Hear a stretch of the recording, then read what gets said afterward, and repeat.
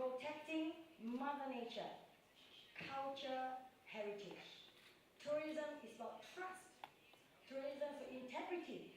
Tourism is about transparency. You cannot bluff tourists.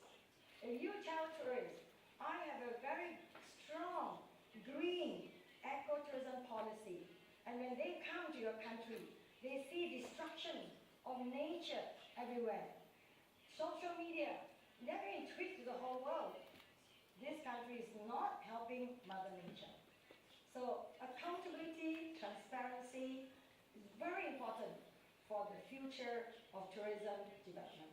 In Malaysia, we have a very strong ecotourism policy that says no more than 50% of Malaysia's land will ever be destroyed. We have to keep 50% of Malaysia's jungle for our future generation. Because tourism is about building relationship. It's about keeping the country's heritage for generations and generations to be. So we are now very involved in green tourism. So ladies and gentlemen, this is my intense feeling that the one thing that's going to really work for the world to sustain Mother Nature and protect Mother Nature, heritage and culture, you and us, tourism. Because now tourism is a lifestyle. Zoltan just said, 1 billion people travel this year. By 2020, 1.8 billion is a lifestyle. It's no more a lifestyle of the rich. No more. Everybody wants to travel. The sky, the sea, the roads are open. So it is a lifestyle and it will be here to stay. Tourism economy is a sunrise industry. So I would like to take you through my Malaysian journey. With your permission, a short journey of our tourism industry. We are a small country, 28 million people. Total jobs is 12.2 million people working in Malaysia. We have no unemployment. We have about 10% to 15% of the work is provided by foreign labor. Our income per capita is USD 9,575, and our total land area is about 330,000 square kilometers. And the brand which you give to the world, but tourism contributes to 11.7% of our GDP, 11.7%. And contributing to 28.5 billion US dollars. It is now the largest service export industry. In 2011, we received 24.7 million international tourists. Many people do not believe me. I called UNWTO because I have to refer to you. He checks my numbers. I cannot bluff you. But domestic tourists, we have in 2011, 163 million trips.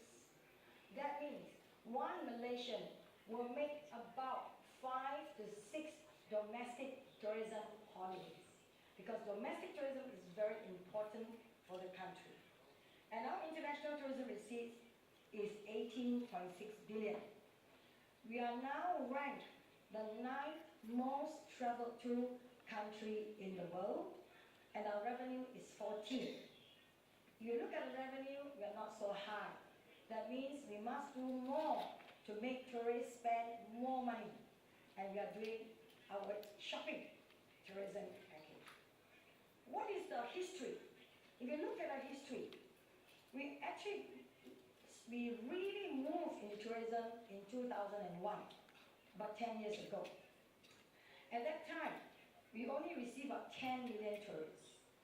And our history really shows that tourism is a very fragile industry, very susceptible to world instability, to regional conflicts, to Mother Nature's disasters. 2001, we had 9/11 bombing. Our numbers went up and dropped. Then we had SARS, the Iraq War, the number went down. We worked hard, it moved up surely and steadily, then it started dropping during the global economic crisis.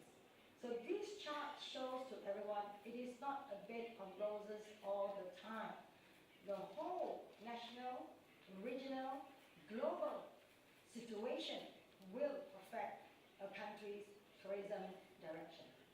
Nevertheless, we have now set ourselves for 2020 roadmap, 2020 target, and that's by 2020, we would like to receive from 16.9 billion US dollars to 53.5 billion.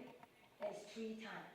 Tourist arrivals, 24.7 million to 36 million. That means 1.5 times. That means we must make tourists spend more money, stay longer. And that's the one main strategy.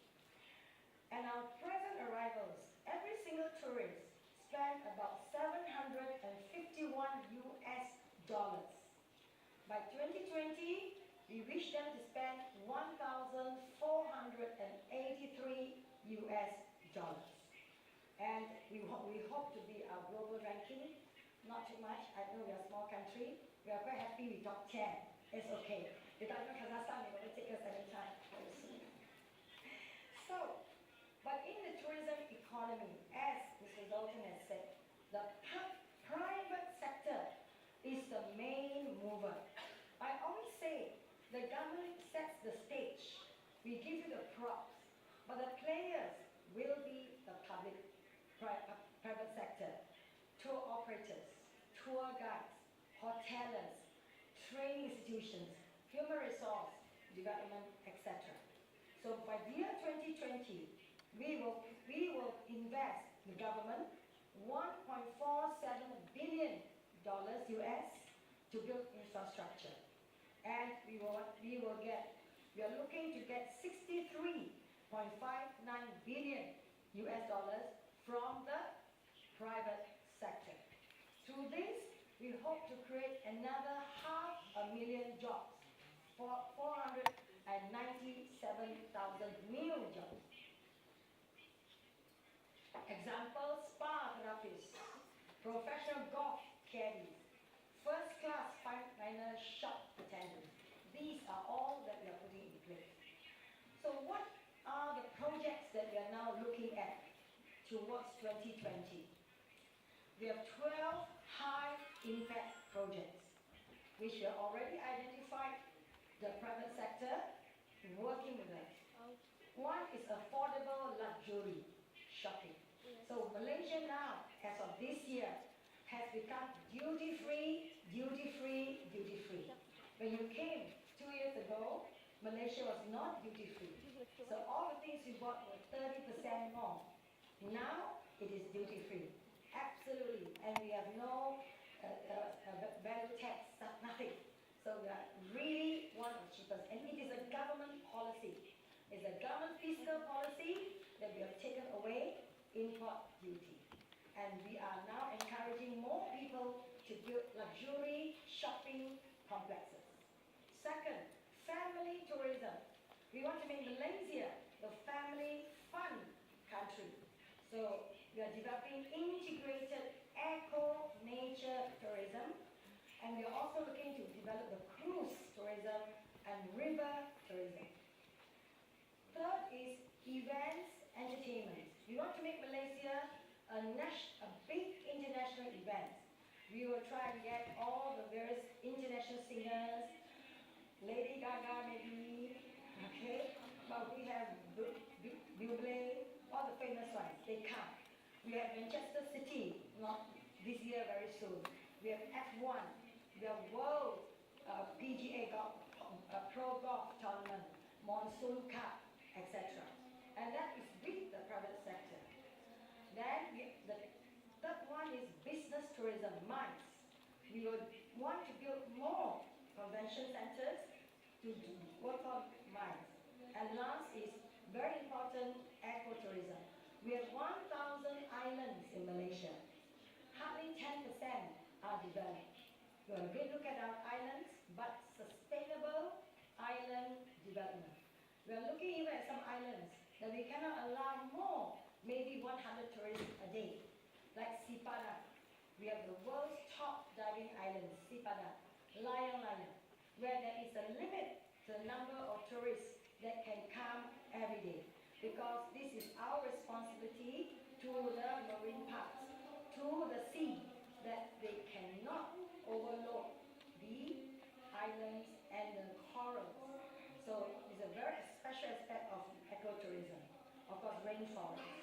So what is our public-private sector partnership need? By 2020, we will need 91,000 more hotel rooms. And we will need about 40% must be 4 or 5 star. And I will need now additional 64,000 hospitality workers to get us to arrive at 2020. So what do we do as a government, our policy? We liberalize our economy. In the past, if you want to invest in Malaysia, you must have 30% local equity, local partners. But now, because we have a very big map ahead of us, we have liberalized. So from now, Malaysia, for 4-star, 5-star hotels, resorts, restaurants, foreigners can own 100%. 100%. There's a very big step in opening up. Second, travel agents. We did not allow travel agents to operate in Malaysia. Now we allow all travel agents to have a branch office in Malaysia. So I welcome the Kazakhstan tour operators have one in Malaysia. We allow you to also bring your local staff to work in your office, because you know language is an issue. Example, tour guides. We never allowed foreign tour guides, but now we've liberalized and we will allow foreign tour guides to bring the tour group maybe from Astana to Malaysia. Because Malaysians, we have very few Russian-speaking tour guides. So this is the way forward. Conventions, exhibition centers, 100% equity. Theme parks, 100% equity. But not only equity, we also allow incentives, financial incentives. For example, for 4 and 5-star hotels, we allow also investment tax allowance and pioneer status. Means for the first 5 years, you don't pay tax at all. It's tax